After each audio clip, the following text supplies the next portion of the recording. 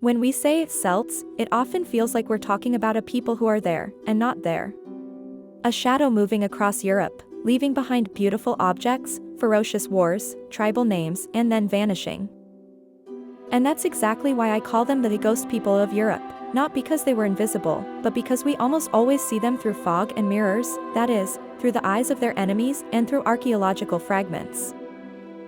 Let's start with the most uncomfortable question: who were the Celts really? The best answer is, it depends on who is using the word. For Greeks and Romans, Celts, Keltoi, Celti, and often Gauls, or Galatians, were convenient labels for various peoples north of the Mediterranean, encountered first through trade and then through war.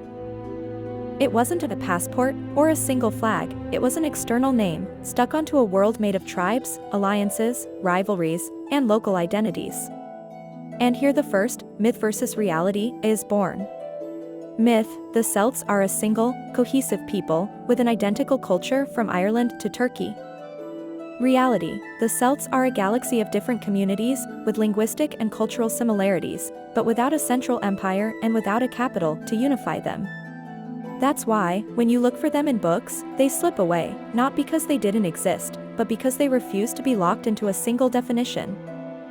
It's one of the reasons why, even today, scholars debate how much the word Celt was a real ancient identity or mostly a modern category based on language. The cleanest definition is linguistic. Celtic equals those who speak Celtic languages, a branch of Indo-European.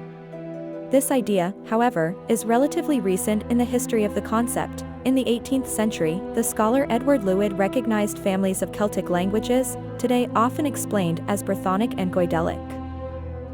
And from there the label as Celts began to be projected much more decisively onto the ancient inhabitants of regions such as Wales, Scotland, Ireland, and Brittany. Now let's jump back in time into Iron Age Europe. Here the key word isn't nation, it's network.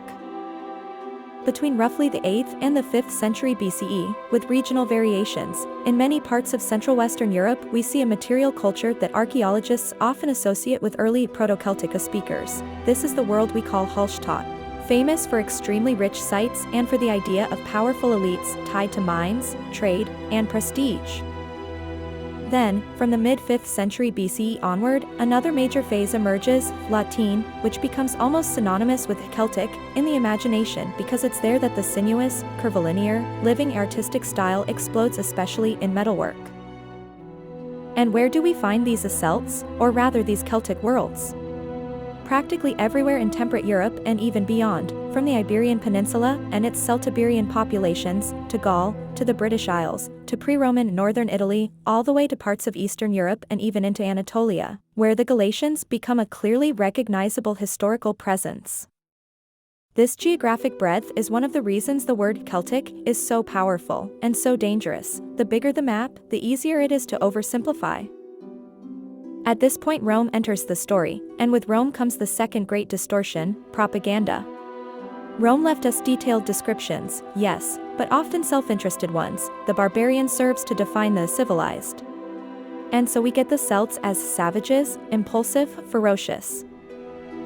But the material evidence also tells another story: exquisitely refined craftsmen, vast exchange networks, advanced technological skill in iron, and centers that are not random villages but economic and political hubs. Take a Latin word, oppidum. Caesar uses it to indicate the large fortified settlements of Gaul. And today, in archaeology, we use it to describe those big cities of the Iron Age, not Roman cities, but centers with walls, monumental gates, production areas, markets, specialized craftsmen. Some oppida hosted complex industries, glass, metal, leather, and in certain cases they truly become the embryo of a European urbanism before Rome. So, were they only warriors? No. The warrior is visible because he makes noise, because he leaves weapons, and because the Romans talk about him.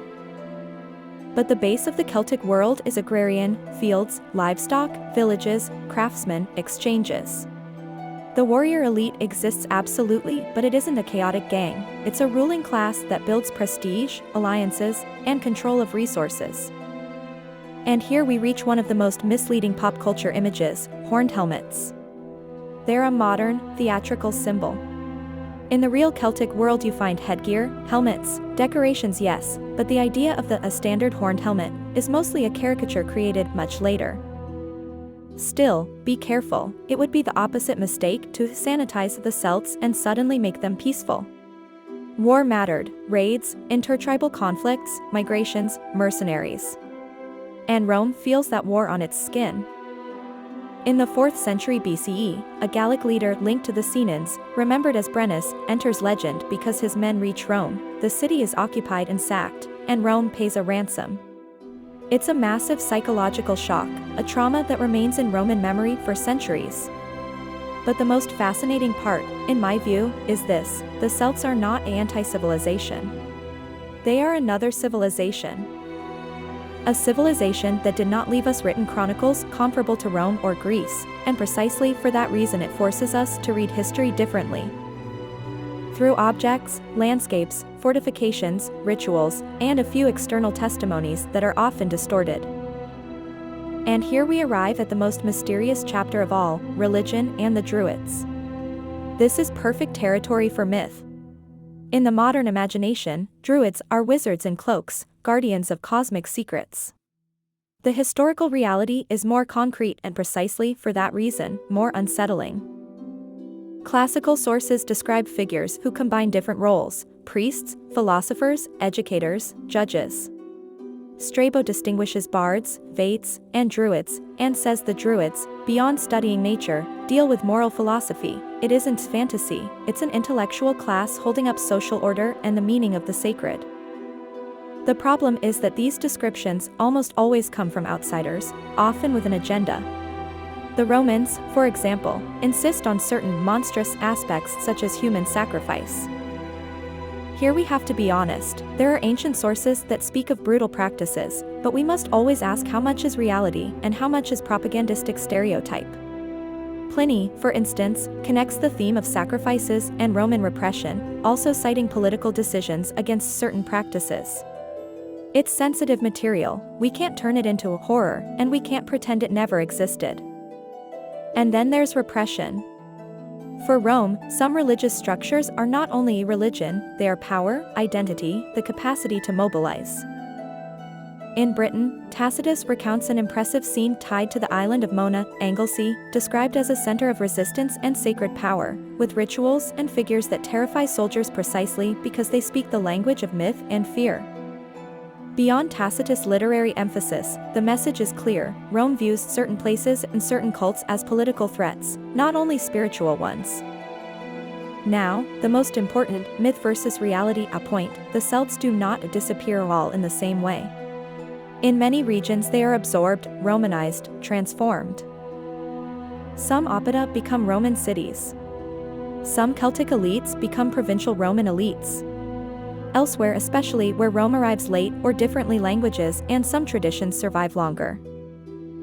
And in the Middle Ages, in the islands and along certain Atlantic fringes, Celtic language cultures produce extraordinary literatures, but be careful, these are not photographs of the Iron Age, they are new worlds, already mixed, already changed. And here the final Lagost is born: modern Celticity. In the modern era, especially between the 18th and 19th centuries, Celtic becomes a powerful identity container: Romanticism, nationalisms, cultural revivals, Neo-Celtic art, reworked myths. It's a real historical process, but it must not be automatically confused with antiquity.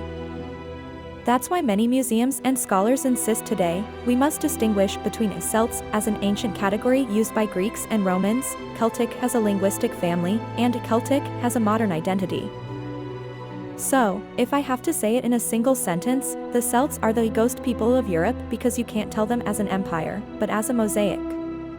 And when you try to grab them with one hand, one single stereotype, they slip away. If instead you pursue them with two tools together, archaeology and sources, then the fog opens, you see a complex civilization, with very high-level art, broad trade networks, sophisticated social structures, powerful religions, and a relationship with Rome made of clashes, fears, compromises, transformations. And maybe the real final question isn't, who are the Celts, but, why do we need them so badly to be one single thing? Because a people that refuses to be reduced to a label forces us to do history in the hardest and most fascinating way, accepting nuance, gaps, and that little bit of a ghost that every past, in the end, carries with it.